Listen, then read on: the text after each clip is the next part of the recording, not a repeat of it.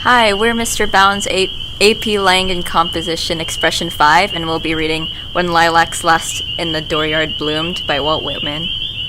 When lilacs last in the dooryard bloomed, and the great star early drooped in the western sky in the night, I mourned, and yet shall mourn with ever-returning spring.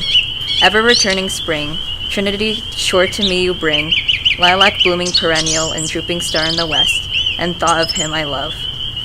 O powerful western fallen star, O shades of night, O moody tearful night, O great star disappeared, O the black murk that hides the star, O cruel hands that hold me powerless, O helpless soul of me, O harsh surrounding cloud that will not free my soul. In the dooryard fronting an old farmhouse near the whitewashed palings stands the lilac bush, tall growing with heart-shaped leaves of rich green, with many a pointed blossom rising delicate, with the perfume strong I love, with every leaf a miracle, and from this bush in the dooryard, with delicate colored blossoms and heart-shaped leaves of rich green, a sprig with its flower I break. In the swamp and secluded recess, a shy and hidden bird is warbling a song. Solitary the thrush, the hermit withdrawn to himself, avoiding the settlements, sings by himself a song. Song of the bleeding throat, death's outlet, song of life. For well, dear brother, I know, if thou wast not granted to sing, thou wasn't surely die.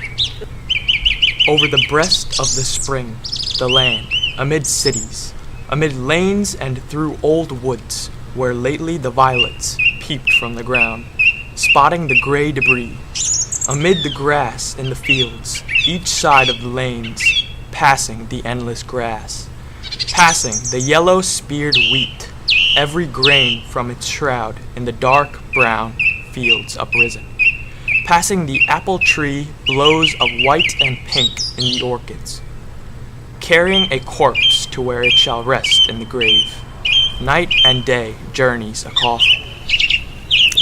Coffin that passes through lanes and streets, through day and night with the great cloud darkening the land, with the pomp of the enlooped flags, with the cities draped in black, with the show of the states themselves, as of crape-veiled women standing, with processions long and winding, and the flambeaux of the night, with the countless torches lit, with the silent sea of faces, and the unbared heads, with the waiting depot, the arriving coffin, and the somber faces, with dirges through the night, the thousand voices rising strong and solemn, with all the mournful voices of the dirges poured around the coffin, the dim-lit churches and the shuddering organs, where amid these you journey, with the tolling bells, perpetual clang.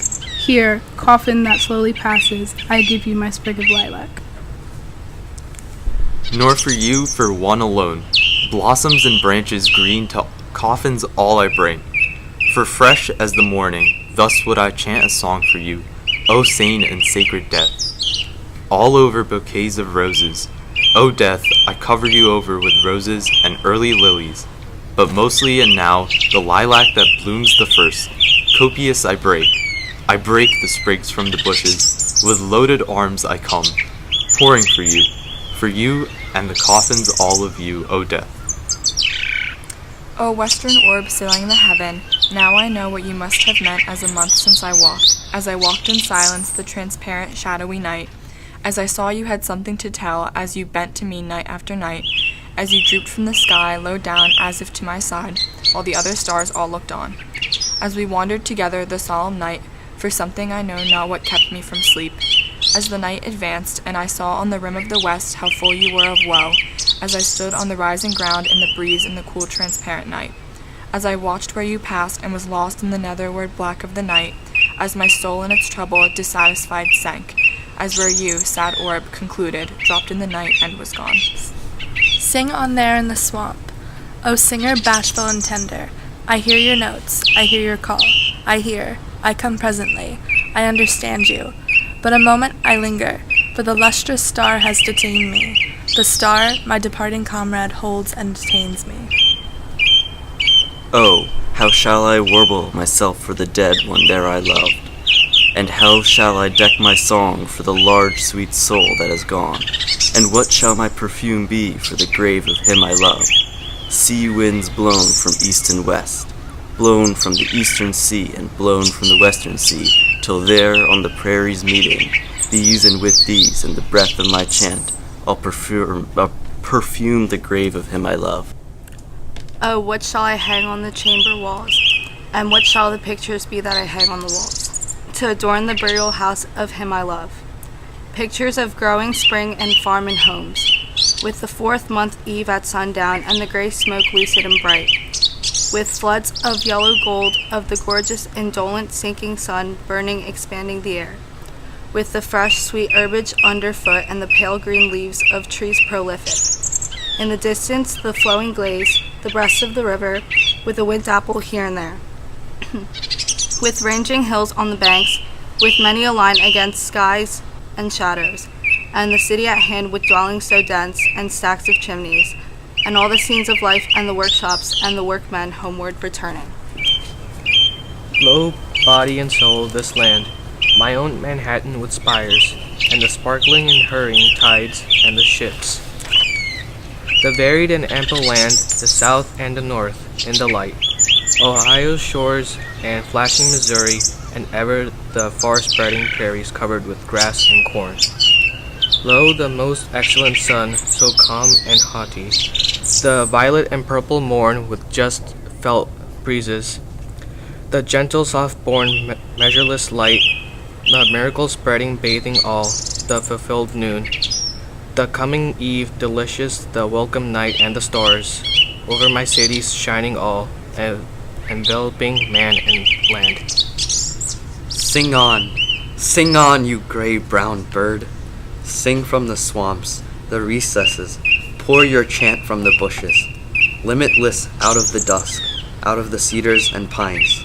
Sing on, dearest brother, warble your reedy song, loud human song, with a voice of uttermost woe. O liquid and free and tender, O wild and loose to my soul, O wondrous singer, you only I hear, yet the star holds me, but will soon depart, yet the lilac with mastering odor holds me.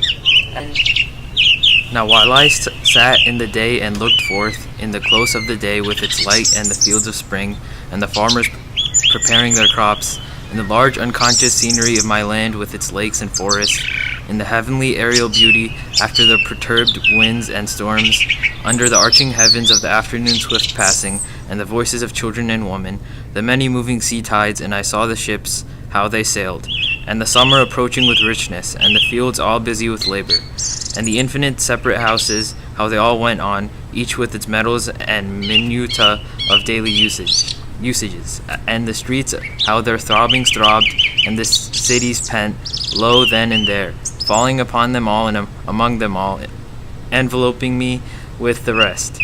Appeared the cloud, appeared the long black trail, and I knew death, its thought, and the sacred knowledge of death.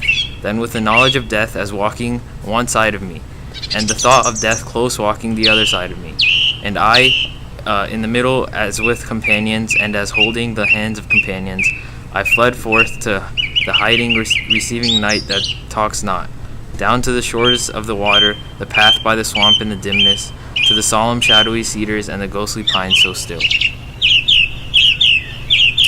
And the singers, so shy, to the rest received me. The gray-brown bird I know received us comrades three, and he sang the carol of death and a verse for him I love.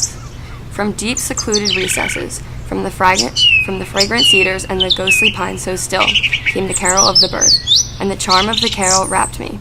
And as I held as if by their hands my comrades in the night, and the voice of my spirit tallied the song of the bird. Come, lovely and soothing death, undulate round the world, serenely arriving, in the day, in the night, to all, to each, sooner or later, delicate death. Praise be the fathomless universe, for life and joy, and for objects and knowledge curious, and for love, sweet love.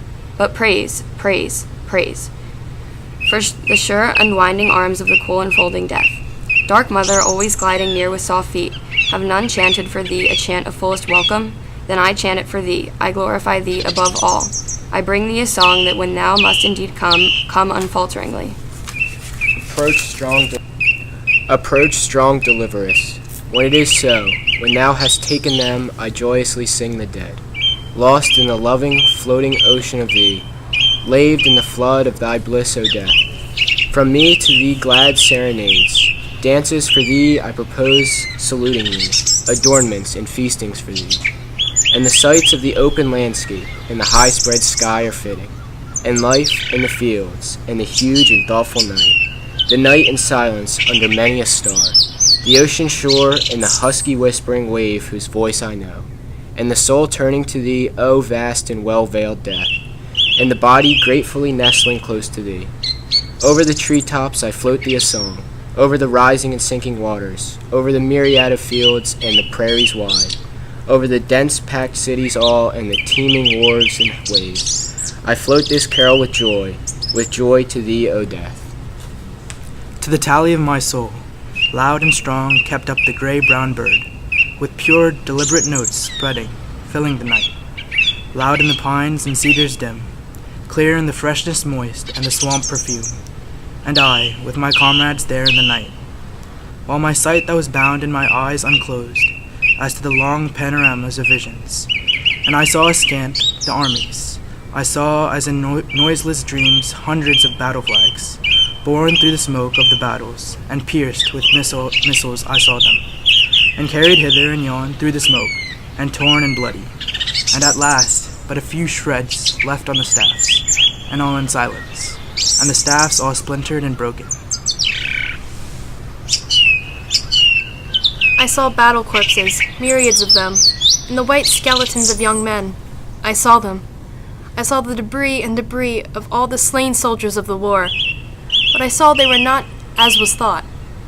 They themselves were fully at rest. They'd suffered not. The living remained and suffered. The mother suffered, and the wife, and the child, and the musing comrade suffered. And the armies that remained suffered.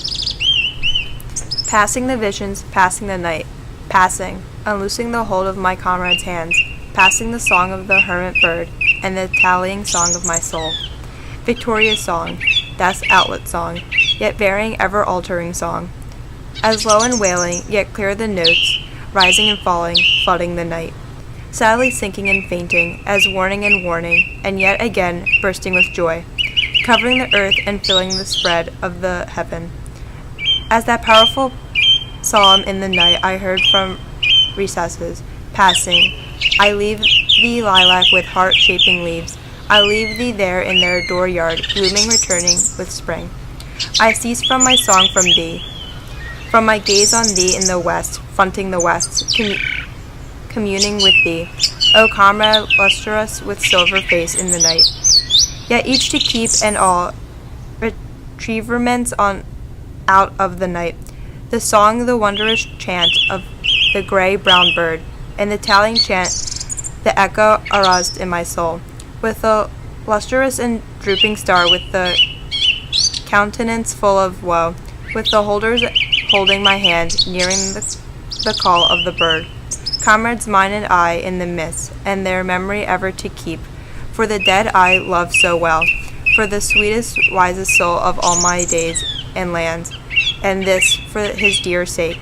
Lilac and star and bird twined with the chant of my soul, there is the fragrant pines and the cedars dusk and dim.